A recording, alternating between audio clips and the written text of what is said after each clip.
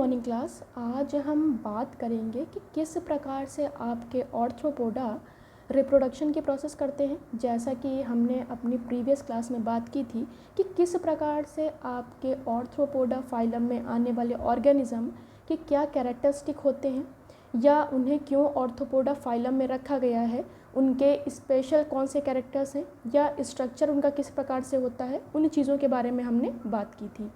आज हम बात करेंगे कि फाइलम ऑर्थ्रोपोडा में आने वाले ऑर्गेनिज्म रिप्रोडक्शन की कौन कौन सी विधियों को अपनाते हैं। जैसा कि हमने प्रीवियस भी पढ़ा है कि अलग अलग आपके ऑर्गेनिज्म अलग अलग आपके रिप्रोडक्शन की प्रोसेस को अपनाते हैं।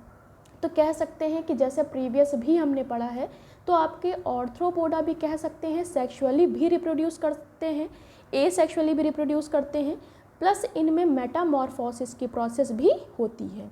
यानी मेटामॉर्फोसिस आपने अन्य फाइलम में नहीं पढ़े हैं, ऑर्थ्रोपोडा में ही एक ये स्पेशल कैरेक्टर पाया जाता है कि किस प्रकार से वे मेटामॉर्फोसिस के द्वारा भी रिप्रोडक्शन की प्रोसेस को कंडक्ट करते हैं। तो सबसे पहले अगर हम बात करें सेक्सुअल रिप्रोडक्शन की तो कह सकते हैं कि ऑर्थ्रोपोडा में आने वाले आपके ऑर्गेनिज्म डायोशियस हैं। डायोशियस इसलिए कह रहे हैं कि वो दो प्रकार की सेक्सुअल मेथड को अपनाते हैं। पहला कह सकते हैं इंटरनल फर्टिलाइजेशन। इंटरनल फर्टिलाइजेशन में क्या है कि आपकी फीमेल एग ले करती हैं और उनसे नए ऑफस्प्रिंग आपके बनते हैं।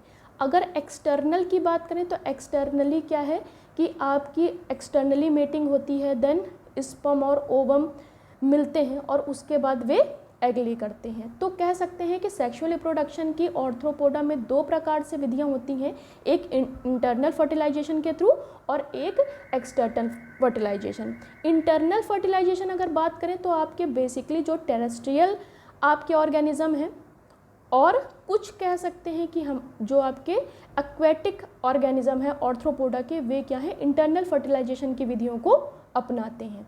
और अगर एक्सटर्नल फर्टिलाइजेशन की बात करें तो कह सकते हैं कि कुछ आपके जो एक्वेटिक ऑर्गेनिज्म हैं, जैसे हम क्रैब्स कह सकते हैं, तो वो क्या करते हैं एक्सटर्नल फर्टिलाइजेशन की प्रोसेस को अपनाते हैं।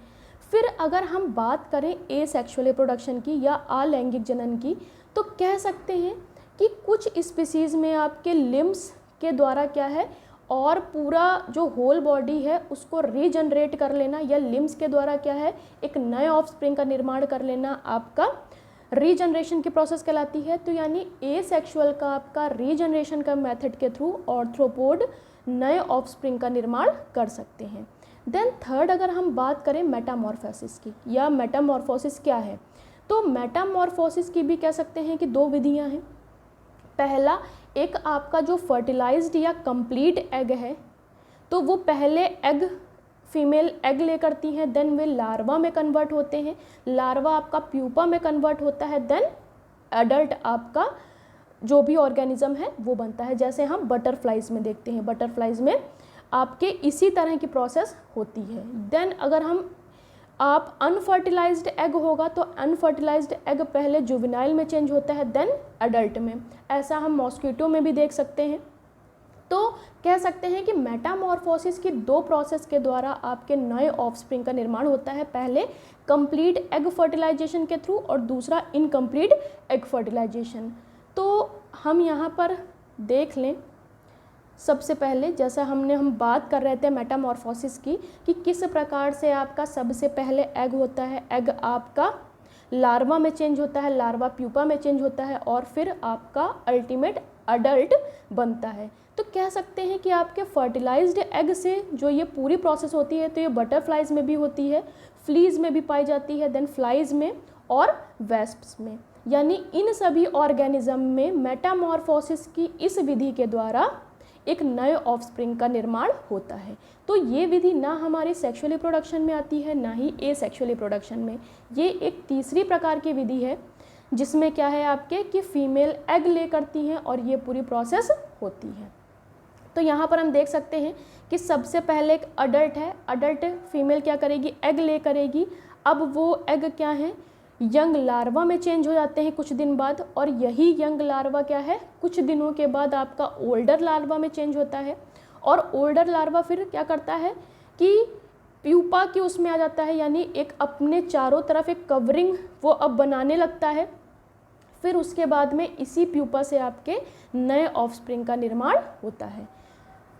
नेक्स्ट अगर हम बात करें, जैसे कि अगर हम बात कर रहे थे आपके कि किस प्रकार से अनफर्टिलाइज्ड एग होता है, यानी अनफर्टिलाइज्ड एग किस प्रकार से आपके एक मैच्योर एग में कन्वर्ट होते हैं। तो सबसे पहले यहाँ पर देख सकते हैं कि एडल्ट है, अडल्ट फीमेल क्या करेंगी, एग ले करेंगी। अब इन एग से सबसे पहले आपके निम्फ बनेगा, निम्फ क्या करेगा, फिर एक और थोड़ा मैच्योर निम्फ बनेगा, देन एक मैच्योर कह सकते हैं कि एक अभी भी वो निम्फ क्या है, प्री मैच्योर है, देन प्री मैच्योर से एक वो कंप्लीट निम्फ बनेगा और फिर से अडल्ट की स्टेज में आ जाएगा। तो इस प्रकार से कह सकते हैं कि आपके इनमें मेटामॉर्फोसिस के प्रोसेस के थ्रू आपके रिप्रोडक्शन की प्रोसेस होती है। तो किस प्रकार से आपके ऑर्थ्रोपोडा यानी सेक्सुअली भी रिप्रोड्यूस कर रहे हैं, एसेक्सुअली भी रिप्रोड्यूस करते हैं, प्लस आपके मेटामॉर्फोसिस की प्रोसेस के द्वारा भी कह सकते हैं कि वे रिप्रोडक्शन की प्रोसेस को कंडक्ट करते हैं। Thank you class.